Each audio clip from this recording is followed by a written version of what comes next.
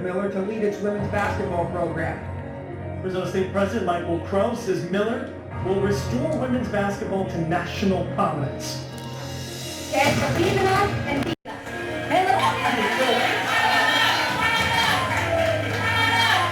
To win, you have to hate to lose, or what do you do? Everyone! Together on three, 1, 2, 3, yeah! That is Molly Miller. I want to win national championships, and that's a motivator for me, and I think we can do that at Arizona State. You know, I want to be sustained success of cutting down nets every single year, being in the top 25, playing for conference championships, and making it to the Final Four, which we host next year. So what a better time to be in Tempe.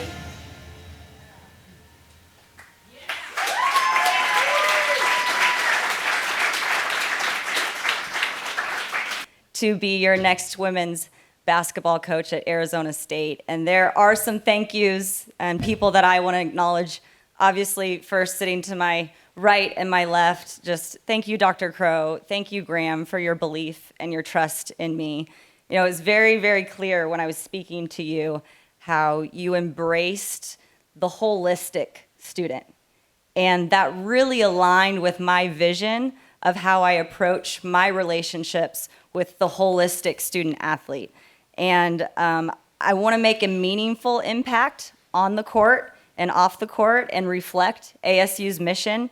When I was at Drury, in the process, I've started with this and I've taken it with me. And that's kind of the phrase, more than champions. And I want to be elite in everything we do. I want to be elite in the classroom. I want to be elite in the pursuit of authentic competition and championships. I want to be elite when we engage with the community and our fans and band and cheer and dance. I want to be elite when it comes to community service. So all those things align with Dr. Crow's vision. And then Graham, I mean, there are two words that come to mind. Well, many probably, but two I want to share. Okay. It's visionary leader. And he has not only invested in the team's success, but he's fostering an environment for staff, faculty, coaches, student athletes to thrive. And I just wanted to be a part of that. He has just elevated that forward-thinking approach that I think is the perfect recipe for continued growth. So I'm so excited to take this journey with both of you, and thank you again. So.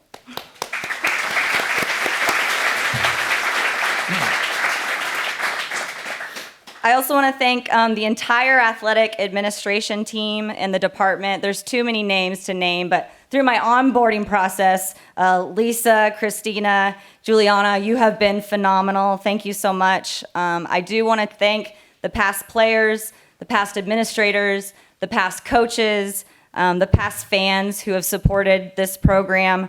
I'm so grateful that Charlie is here. Shout out to CTT. I've been on the phone with her often. There was like 3 things that I asked her to do. She's like, how can I help? And I'm like, really? Because you can't help. And she was willing and able, as I'm going through this hiring process. She knows everyone. I know you all know that. But I said, could you make some reference calls for me? And she did that. And then I asked her, could you group text me with some of the alums? And so we've been in a group chat, and I've already gotten to know so many alumni that have poured their heart and soul into this program. So I'm so proud to get to know you and meet you face to face. And then I asked her, I said, will you just send some voice memos about recruiting nuggets that I can use? So at night, I lay down and I listen to CTT right before I go to bed. So I have sweet dreams. So I'm happy that you're here, and I just can't wait to ingrain you back. And you've been so supportive, and I really want to thank you for that. I also want to thank President Mueller and Jamie Boggs, who hired me at GCU. It was an incredible 5 years, and what a great opportunity for me to grow in the coaching profession. And obviously, my family is front row. What a support system I have. My husband, Derek, Cy, my 5-year-old. Remember Cy, peace sign, then pinky. He did it. Works out. That's good coaching right there. Yeah, he's coachable. And then Crosby, my 8-year-old, she has it down pat. But They will be around. They're going to love on you, and I know you all are going to love on them, but they've been such a great support system throughout this whole thing, and I'm just very thankful. My father-in-law's here is Dustin, and I know my mom and dad are watching back home. Hi, Mom and Dad. I wouldn't be the person I am today without them, so I'm very thankful. And then I don't know who, but this amazing setup, can we just give a clap to the crew who did this both physically and logistically?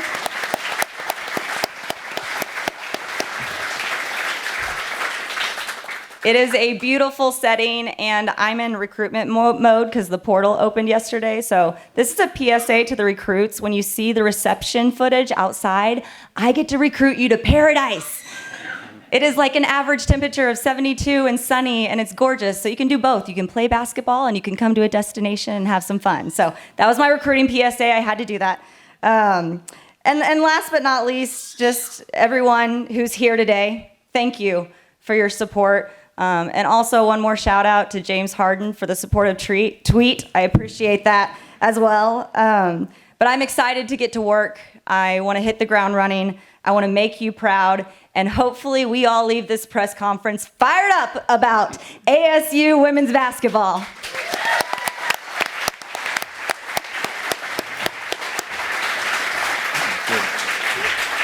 We'll go Jeff Metcalf with the first question. Jesse's next, Robbie Baker, then Jordan Hand, and then we'll go hands up after that. We'll find you. Right here, Molly. When you put the perspective of, you're a player, you decide to coach, you work your way up, and now you're coming to the largest public institution in the country, going into the Big 12. Can you just put that in perspective of what that means to you? And then for a second question, just the ability to stay here in the Metro Phoenix area, and also recruit in the West, which you've been doing the last few years. Yes, I love what I do. And so I couldn't do this without people around me, though. And that's probably been the biggest piece of a grateful moment for me, is reflecting on how I got here, but who I got here with. There's been countless coaches, student athletes, administrators, faculty, staff that you don't go on a journey with unless you're with them. And I'm just so grateful for those moments. And yeah, I think the cherry on top was staying here and saving Graham on some relocation expenses. But honestly, it was the vision that sold me. I mean, I was going to be pretty picky for my next step if I was blessed to have one. And it was the vision and the commitment to athletics and women's basketball that really made it clear that I belonged here.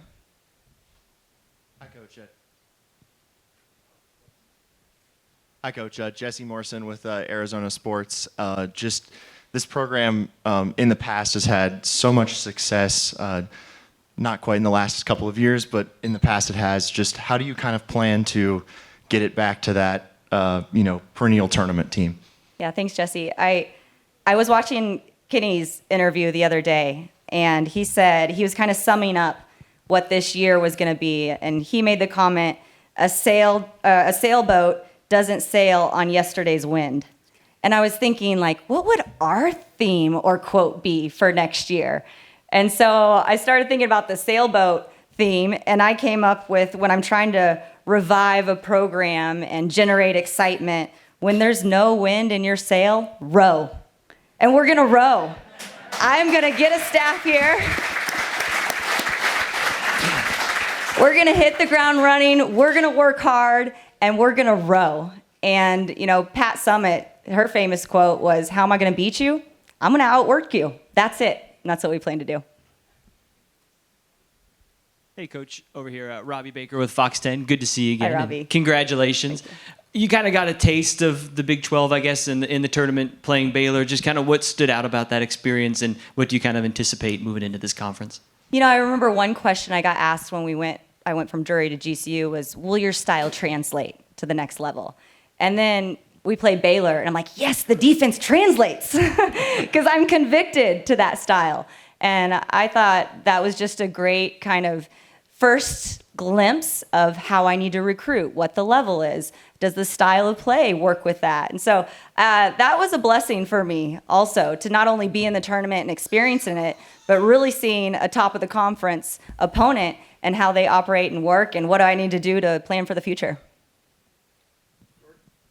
Hey, Coach, back here, Jordan Ham, Hi, Sports Jordan. 360 AZ. For you, I saw that you had mentioned that you feel like you and Graham are similarly wired. How quickly did that become evident to you, and what is it that is similar in the wiring? And then for Graham, how quickly was it, Molly was the, number one priority that you wanted to pursue? I probably, I got to campus, and Graham and Allison were kind enough to show me around one evening, but he came hand in with I told him once, I don't drink coffee. This stuff runs through my veins naturally. I drink chai teas though. And in hand was a chai tea waiting for me. I'm like, that's a recruiting stunt I would have pulled. So I just think there's similarities in not only the work ethic and the vision and the mission, but making people important. And I really valued that about Graham. Yeah, Jordy, good to see you. Thanks for being here. I quick shout out to Herb Courtney from Renaissance Search is here, and Mike Harrison, who's on Molly's team. And I think early in the process, we'd gotten word that, hey, Molly's going to have a lot of opportunities should she be pursuing a job elsewhere. And if she's on our list, we better start to move quickly. And so we had set up an initial conversation one evening that was probably, just an initial touch base. Let's talk about our process, understand what the next steps would be. I think we spent 2+ hours on the phone, and it was a very fluid, natural, exciting conversation. And we had a chance to follow up the day after that. And I think there was both a mutual spark and connection that, hey, we see the world similarly. We understand that we're very capable here at ASU, that this is a destination. We've seen that in the success that we're having in other sports, and that we want as a department coaches that are prioritizing an opportunity to come to ASU and be here for hopefully the best years of her career. And this is the next move that she ends up making. And so that was very evident in the conversation that she had circled ASU as a target for her as a head coach, for somebody that's recruiting to an elite university, and for a great place to grow and raise her family. And so, what was initial couple-minute phone call turned into a couple hours, and I think we had daily correspondence ever since. And so immediate connection, seeing the world very similarly, similar values, attention to detail, and the belief that we're capable of elite levels of success here at ASU and everything we do. Hey, Molly. Mark McClune, Arizona's Family, 3TV, CBS 5. Congratulations on today. Curious, you mentioned your sales pitch to recruits out there. What does your next couple weeks look like from an hours perspective? And then with the current state with the transfer portal, what's a turnaround look like? How realistic is it to get this thing pointed the right direction quicker than it would be in past years? Well, at 9 p.m. last night, security tried to kick me out of my office. So we're just burning the midnight oil, because that's the day and age we live in with the portal. Like I said, it opened yesterday, and we're hitting the ground running. And that's going to be a process for me. I'm going to lead with culture pieces. I think that's really important right off the gate to establish your culture. I want to provide a healthy environment for student athletes to meet their potential, and they feel empowered to do that. So we're starting right away. I mean, I used to say you could sleep in April, but now with the environment, we're just going to sleep in August, maybe. I mean, we'll see. Molly, we don't have any security. Those are probably U of A spies. Oh, no. Okay. Well, I said, I'm employed, and they left. He did look like a kid with a backpack now that you mention it. We got to get on that. Hey, Coach Molly. Right here, I'm Aya Abdeen for the State Press. Congratulations on getting the new role with Arizona State. So the last time ASU advanced to the NCAA tournament was in 2019. How are you looking to turn around this, especially after leading GCU to its first ever NCAA appearance? Well, first you got to recruit talent, but I think there's an important piece that has to mirror that with your culture. And I do think teams take on the personality of their head coach. So you'll see a coach with moxie and enthusiasm and relentless energy and effort and passion, and you'll see our players play that way on the court. So as talented as we're going to even be better on the branding side of it's going to be fun to watch ASU basketball. We're going to get after it. We're going to be gritty. We're going to be passionate. We're going to lead with energy and effort. This is going to be a team-first approach, and I think that's going to help us get really far. And especially when you mentioned the first team approach, how are you looking to take that as Arizona State looks to get 1% better every game? The person next to you, their needs is more important than your own. And I've preached that to my program. And you have to lead with selflessness and a servant heart to help others around you. And that's just going to be one of our cornerstones. I'm going to build this thing on rock, not sand. And we're going to have a really solid foundation of culture, family, faith, friends that's going to lead us. Thank you. Thank you. Coach Michael Carrotino, Pitchfork Lounge, congratulations. To piggyback off the recruiting, I know obviously the transfer portal's huge, but you're kind of balancing, like you said, recruiting to Paradise and what's been going on in the athletic program, but just getting, like, locating those freshmen and stuff like that. I mean, your balance just in attacking that. And also, I know you mentioned, obviously, the whole athletic department, but just as a coach, I mean, to see other programs doing well, how much fun is that for you as a coach and just, like, the basketball team to see that as well? Yeah, well, I got a warm welcome from softball coaches at the softball game. They gave me a gift basket. I've had interactions via text through the coaches. So there really is something special here. And I'm excited to be a part of that. And then the recruiting pitch, we got to keep good Arizona players here. And I'm going to recruit in the backyard first. And if they're good enough to play at this level, then we're going to recruit them, and we're going to recruit them early. So by the time that their junior season comes and they're ready to make a decision, they've already had 3 years of Arizona State, Coach Miller, every staff member at their games cheering them on, and they feel that ownership and pride in representing their state. So if there's talent here, we want to keep them at ASU. Hi, Coach. Around the corner, Adam Keenan, Inferno Intel. This is obviously a very proud program that has had its moments of success throughout the years. How do you reinvigorate the fan base and kind of bring them back in to this program? Well, I'm open, available, and accessible. Stop by. I want to meet you. I want to shake everyone's hands. I want to get to know you. You're going to teach me about ASU, and that's exciting for me. I also think just the brand and the nature of the style is fun to watch. It's fun to coach. It's fun to teach. Recruits want to be a part of it. So that is going to help us in that recruiting and just that energy towards the program. So I love people. I'm a people person. So if we can do this as a family, I just think the sky's the limit.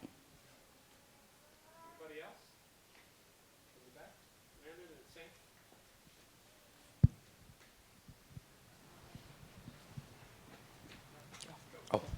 Saint? Kobe Bronstein House, Sparky, Molly, first off, congratulations. When you started your coaching career, your alma mater, Drury, in 2012, obviously you've worked your way up to now. 13 years later, you're sitting here at Arizona State. In what ways do you feel like you've grown the most as a coach and as a leader?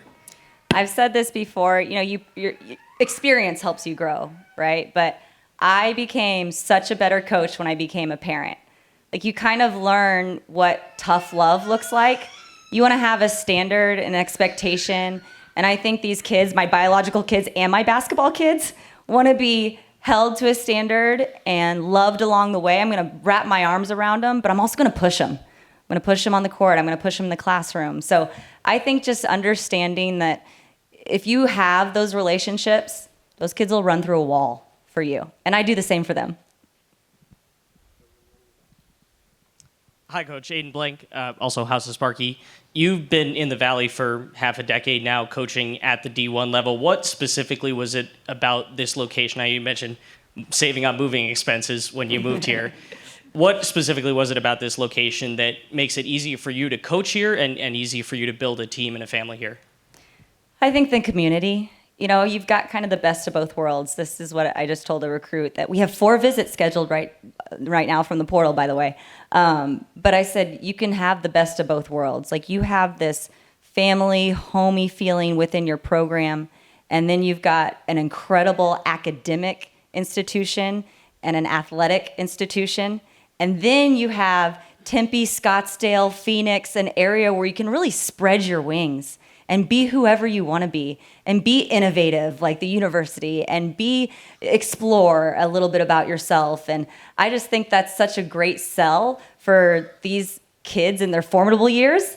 And part of our responsibility is developing them into being good stewards of the community. And what a great mix of opportunity that this place provides. Hi, Coach. Luke Carter, Cronkite News. I want to ask you, what's your message to the Arizona State student population and why they should buy into you as the head coach and this team and show up to games to help the energy next year with this team and your first year? Let's go! Let's go! Like, you're gonna be my people. You know, I want to rally and do a little huddle jump with you after games. I want to meet you before games. I want to invite you into practices. We had an open practice for our student group last year. Like, I want you to feel ownership and I want you to be a part of this. So I can't wait to ingrain myself in the student body and have you all come see a fun brand of basketball, but something you're going to be really, really proud of to represent Arizona State. And we've got a great start with our Inferno Insider and 942 crew in the house tonight as well. 942 crew, shout out. Let's go. One more in the back, and then we'll do one-on-ones. Hi, Coach. Ethan Ignatowski with Walter Cronkite Sports Network. What can you take from your experience with GCU leading them to March Madness, and what can you take from that experience into this new role at ASU and bring the program back to its glory days? You know, the momentum of women's basketball, like Dr. Crow alluded to, is on a high. But I think the momentum for me of experiencing the tournament at this level, it really gave me insight to the approach I need to take. And I'm going to use that experience as power for me to understand maybe what I didn't know before. And so that was just a huge step in my career to experience that and then take that along with me.